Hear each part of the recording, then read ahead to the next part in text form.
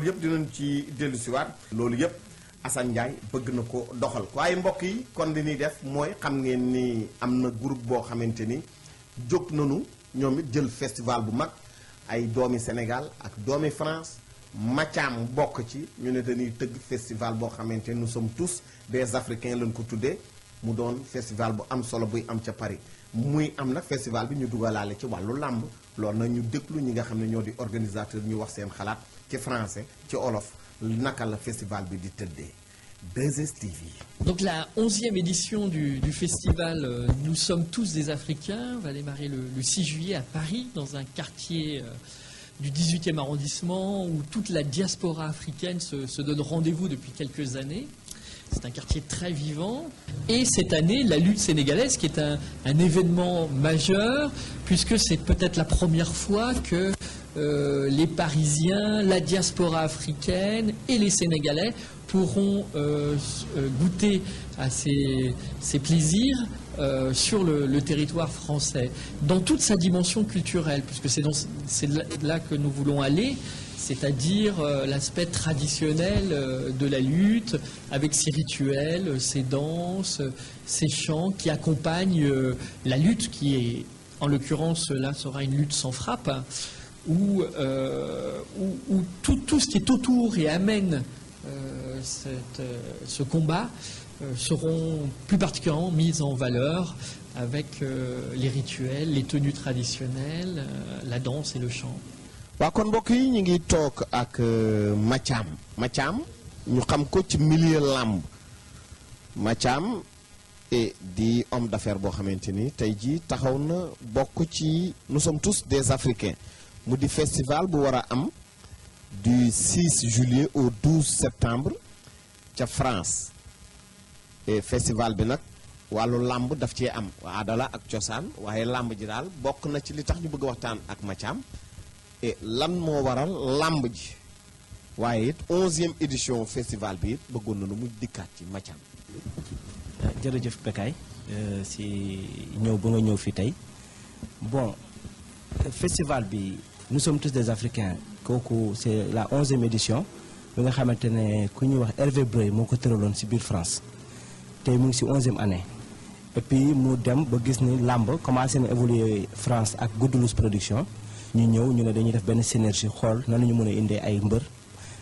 boole ko ak festival bi mu doon benn art mu doon culture bi nga xamante ne dañ koy perpétuer chaque année en France suñu mënoon sax peut-être que gars yi dañuy ñëwaat à Dakar defaat aussi 12e année bi ici à Dakar. waaw mais lan moo waral ngeen dugal ci làmb. làmb xam nga dañoo ne Bekay làmb dafay culture Sénégal dafay culture ci biir réewu Afrique parce que boo xoolee tournoi CEDEAO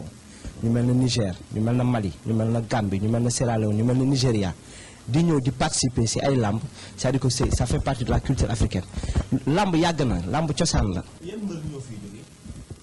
mbëri nag c'est-à-dire que Bekay pour être honnête avec toi mbëri dañuy def sélection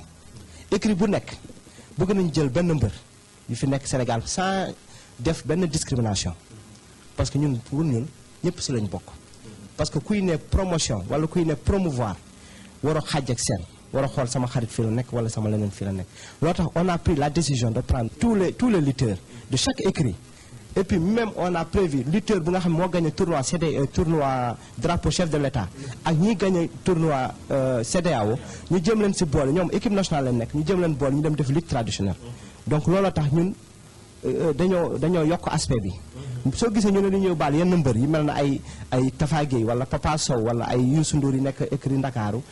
wala Ablaye Wade soo gisee ñu tudd ñooñu ñëpp et puis am na yeneen écurie Balla Gaye écurie am nay mbër dañ leen war a boole ñoom ñëpp ñu yóbbu leen mais dañoo bëgg ay mbëri xarañ yoo xamante ne leer nañu ëllëg bu ñu demee France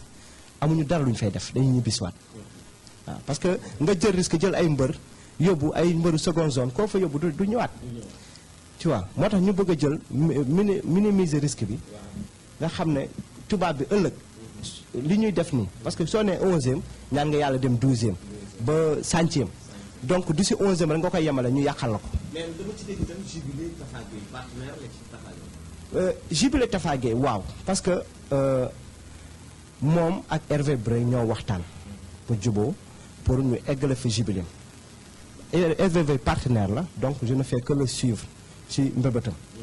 ñu ànd si ñu woo Tafaage wanaa Tafaage mu ñëw ba si man fii ñu laaj ko mu ne ma vraiment lépp lu ngeen di def soo ba jant soog man mun naa ne si jàppale moo joxe kàddoom kàddu boobu te mu ngi fii te ba léegi mu ngi jógu si mu ngi ko respecté donc xamal nañ ko aussi lii du yëfu ay xaalis amu si xale yi fi mosul dem France ay booy lañu ñoo xam ñoo ngi prouvé fii dans l'arène bëgg nañ leen yóbbu ñoom seen fans yi fa nekk ñu fekki leen lu ñu leen defal yow xam nga France Bécaye xam nga lu fa nekk nit ki mën na dem à 0 franc buy ñëwaat ñibbisi ak loolu ak loolu donc soo gisee ñu ne dañuy yóbbu promotion rek la yóbbaale promotion de la lutte sénégalaise yóbbu ko en France donc soo gisee ñun lu ñu gënaloon sax les lutteurs traditionnels bu doon suñu sago ñoom la ñuy yóbbu mais on n'a pas envie de prendre de risque 6 juillet ba 12 septembre yëpp Paris lay doon mais date bu gën a am importance pour mbër yi c'est le 12 septembre yoo xam nga ne am na mbër yi nekk Europe ba pare yoo xam te ñooñu tamit dañoo jóge woon fii ba ñu demee foofu lañ toogaale woon mais war ñu leen fàtte parce que boo calculer Bécaye mbër yi demoon yëpp ñoo ngi bëgg a ñibbisi parce que xam nañu caché lu fi nekk soo xoolee exemple Tafa Gueye numéro 2 dawoon na waaw mais bu mu fa toogee xam ne mënu fa liggéey mu ñibbisi waat am na ñeneen ay moroma yu fa nekk yoo xamante ne doyal nañu Europe parce que Europe xam nañu dootul source de développement source bi nga xamante ne war nañu fa mën a amee xaalis parce que xaalis amatu fa kuy wër xaalis tey l'avenir c'est ici en Afrique donc je me dis que boo yi dem ni du seen intérêt ñu toog parce que lamb en 5 millions nga am si 5 millions wala 2 millions kooku xaalis la 2 millions c'est 3 000 euros 3 000 euros mënoo ko am France en un seul mois mënoo ko donc nga ñibbi si sa réew